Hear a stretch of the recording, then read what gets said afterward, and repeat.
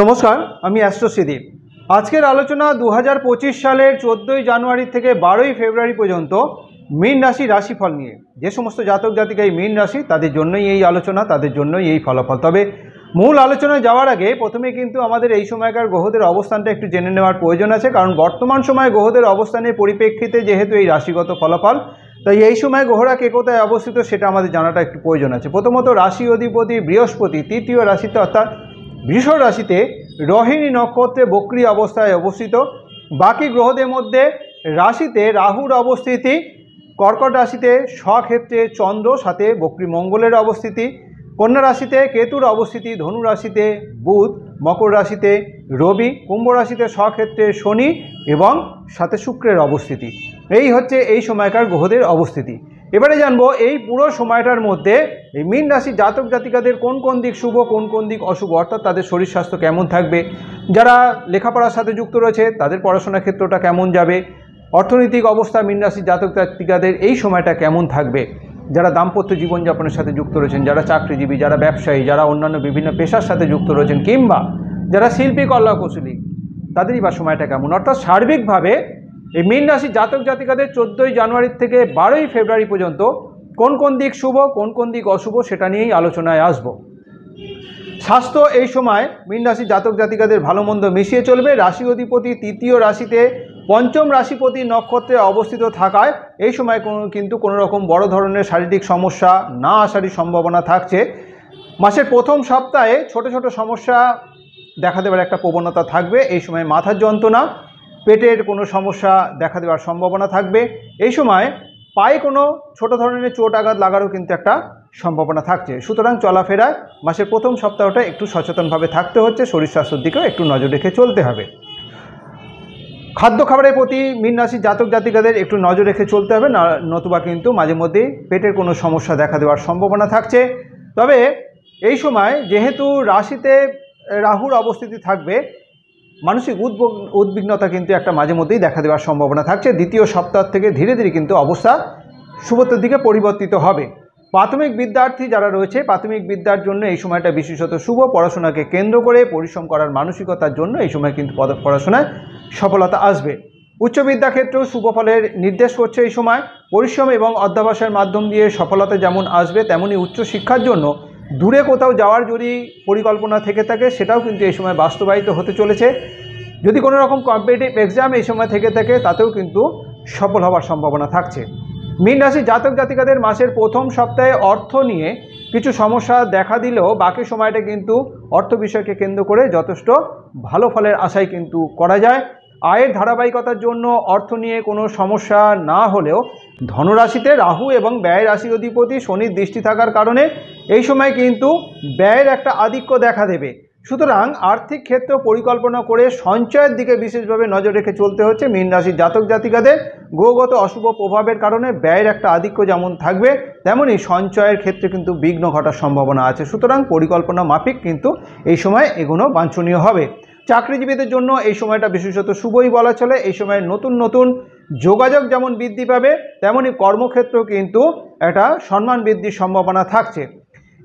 এই যে যোগাযোগ, নতুন নতুন যোগাযোগগুলো আসবে, সেই যোগাযোগে অনেকের পরামর্শ কিন্তু সফলতার জন্য অনেক কাজে লাগবে। সেই তাদের পরামর্শগুলো যারা নতুন ভালো চাকরির সন্ধানে আছেন, দীর্ঘদিন ধরে যে বর্তমানে যে চাকরির সাথে যে কর্মক্ষেত্রে যুক্ত রয়েছেন তার থেকেও ভালো চাকরির সন্ধানে রয়েছেন, তাদের কিন্তু এই সময় ভালো সুযোগ আসতে চলেছে। বিশেষ চেষ্টার মাধ্যম দিয়ে কিন্তু ভালো চাকরি লাভের কিন্তু বর্তমানের তুলনায় ভালো চাকরি লাভের কিন্তু একটা সম্ভাবনা থাকছে। ইন্টারভিউতে এই সময় সফল হবে যারা ইন্টারভিউ দেবে। বেকারদের চাকরি প্রাপ্তির মাধ্যম দিয়ে বেকারত্ব দূরীকরণে একটা সম্ভাবনা থাকছে। সুতরাং বেকারদের জন্য কিন্তু এই সময়টা বিশেষত শুভত্বের নির্দেশ থাকছে। যারা ব্যবসা বাণিজ্যের সাথে যুক্ত রয়েছেন, ব্যবসা ক্ষেত্রেও কিন্তু এই সময় ব্যবসাকে কেন্দ্র করে যথেষ্ট শুভ ফল, যথেষ্ট পরিশ্রম, যথেষ্ট বুদ্ধির মাধ্যম দিয়ে, নিজের বুদ্ধির মাধ্যম দিয়ে কিন্তু এই সময় কিন্তু ব্যবসা ক্ষেত্রে সফলতার নির্দেশ করছে। নতুন কোনো সিদ্ধান্ত কিংবা নতুন কোনো ব্যবসার জন্য এই সময়টা বিশেষ শুভ সময়, সেটা নিয়ে এগোনো যেতে পারে। অলসতা ত্যাগ করে নিজের চিন্তা ভাবনাকে সঠিকভাবে যদি ব্যবহার করা যায়, তাহলে এই সময় ব্যবসায় যথেষ্ট পরিমাণে আয় উপার্জন আশা করা যাবে। রাশিপতি বৃহস্পতির দৃষ্টি ভাগ্যস্থানে থাকায় এই সময় কিন্তু ভাগ্য বিশেষ সহায়ক হবে মীন রাশির জাতক জাতিকাদের। যে সমস্ত মীন রাশির জাতক জাতিকারা দীর্ঘদিন ধরে কোনো রকম বাড়ি গাড়ি অথবা সম্পত্তির জন্য চেষ্টা করছেন, তাদের সেই পরিকল্পনা কিন্তু এই সময় বাস্তবায়িত হতে পারে। সুতরাং ভাগ্য বিশেষ সহায়ক হওয়ার কারণে মীন রাশির জাতক জাতিকাদের বিভিন্ন ক্ষেত্র কিন্তু এই সময় বিশেষ সফলতা নির্দেশ করছে। দাম্পত্য ক্ষেত্র এই সময়টা বিশেষত শুভ। স্বামী স্ত্রীর মধ্যে মাঝে মধ্যে মনোমালিন্য হলেও সার্বিকভাবে কিন্তু পারিবারিক সুখ শান্তি বজায় থাকবে। তবে মীন রাশির জাতক জাতিকাদের নিজেদের জেদ এবং স্বাধীনচেতা মানসিকতা, তার সাথে সাথে কথাবার্তা বিশেষভাবে সংযত থাকতে হবে পরিবারকে ভালো রাখতে গেলে, পারিবারিক সুখ শান্তি বজায় রাখার জন্য। যাদের সন্তান আছে সন্তানের জন্য, সন্তানের শরীর স্বাস্থ্যের জন্য প্রথম সপ্তাহে বিশেষ নজর রাখতে হবে। সন্তানের শরীর স্বাস্থ্যের কারণে কিন্তু একটু উদ্বিগ্নতা দেখা দেওয়ার সম্ভাবনা থাকছে। যারা সম্পর্কের সাথে যুক্ত রয়েছেন অর্থাৎ প্রেমিক প্রেমিকা, তাদের প্রথম দিকে কিছুটা মতপার্থক্য মনোমালিন্য হলেও পরবর্তী সময়ে কিন্তু ধীরে ধীরে অবস্থা শুভত্বের দিকে পরিবর্তিত হবে। যথেষ্ট সম্পর্ক আরও মজবুত হবে আর দৃঢ়বন্ধনে আবদ্ধ হবে। যারা অবিবাহিত দীর্ঘদিন বিবাহ যোগাযোগের জন্য চেষ্টা করছেন, তাদের জন্য এই সময়টা বিশেষত শুভ। যোগাযোগ বৃদ্ধি পাবে, এমনকি পাকা কথা হওয়ারও কিন্তু সম্ভাবনা থাকছে। যারা শিল্পী কলাকুশলী, তাদের কিন্তু এই সময়টা ভালো মন্দ মিশিয়ে চলবে। তুলনামূলক দ্বিতীয় ভাগটা কিন্তু অনেকাংশে ভালো থাকবে। এই সময় আয় উপার্জন বৃদ্ধি পাবে। যারা অন্যান্য বিভিন্ন পেশার সাথে যুক্ত রয়েছেন, তাদের কিন্তু এই সময়টা কখনো ভালো কখনো মন্দ, অর্থাৎ বলা চলে মধ্যম অবস্থার মধ্যে দিয়ে এই সময়টা চলতে হবে। মীন রাশির জাতক জাতিকারা যারা পূর্ব ভাদ্রপদ নক্ষত্রে জন্মগ্রহণ করেছেন, তাদের জন্য জানুয়ারি মাসের 16, 22, 25 এবং ফেব্রুয়ারি মাসের 3, 7, 12 তারিখ শুভ। যাদের জন্ম নক্ষত্র উত্তর ভাদ্রপদ, তাদের জন্য জানুয়ারি মাসের 17, 26, 31 এবং ফেব্রুয়ারি মাসের 5, 8, 11 তারিখ শুভ। যাদের জন্ম নক্ষত্র রেবতী, তাদের জন্য জানুয়ারি মাসের 14, 18, 27 এবং ফেব্রুয়ারি মাসের 1, 4, 9 তারিখ শুভ। শুভ দিক হিসেবে উত্তর পূর্ব দিক অর্থাৎ ঈশান কোণ মীন রাশির জাতক জাতিকাদের জন্য শুভ।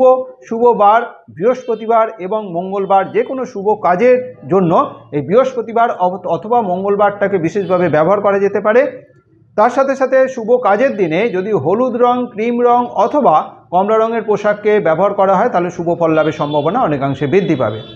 আমার এই যে আলোচনা, এই যে রাশিগত ফলাফল, এটা বিশেষত এই সময়কার গ্রহদের অবস্থানের পরিপ্রেক্ষিতে। মীন রাশি জাতক জাতিকাদের ব্যক্তিগত জন্ম রাশিচক্রে গ্রহদের অবস্থান যদি শুভ অবস্থায় থাকে এবং তার সাথে সাথে বর্তমান গ্রহদের দশা অন্তর্দশার ফলাফল যদি শুভত্বের দিকে নির্দেশ করে, তাহলে শুভ ফলের সম্ভাবনা যেমন অনেকাংশে বৃদ্ধি পাবে, তেমনই মীন রাশি জাতক জাতিকাদের ব্যক্তিগত জন্ম রাশিচক্রে গ্রহদের অবস্থান যদি অশুভ অবস্থায় থাকে এবং তার সাথে সাথে বর্তমান গ্রহদের দশা অন্তর্দশার ফলাফলও যদি অশুভত্বের দিকে নির্দেশ করে, তাহলে শুভ ফলের পরিমাণ অনেকাংশে কম হবে। সুতরাং বর্তমান সময়ে গ্রহদের গোচরগত অবস্থানের পরিপ্রেক্ষিতে যে রাশিগত ফলাফল, যে আলোচনা, তার সাথে মীন রাশি জাতক জাতিকাদের ব্যক্তিগত জন্ম রাশিচক্রে গ্রহদের অবস্থান এবং বর্তমান গ্রহদের দশা অন্তর্দশার ফলের মধ্যে একটা বৈষম্য, একটা তারতম্য হতেই পারে। আমার এই আলোচনা যদি আপনার কাছে গ্রহণযোগ্য মনে হয়, যদি ভালো লেগে থাকে, অবশ্যই লাইক এবং শেয়ার আশা করব। যারা এখনও পর্যন্ত আমার এই চ্যানেলটিকে সাবস্ক্রাইব করেননি, আমার পরবর্তী ভিডিও, পরবর্তী আলোচনাগুলোর লিঙ্ক পেতে অবশ্যই চ্যানেলটিকে সাবস্ক্রাইব করে নেবেন। আজ এই পর্যন্তই। ভালো থাকবেন, সুস্থ থাকবেন। ধন্যবাদ।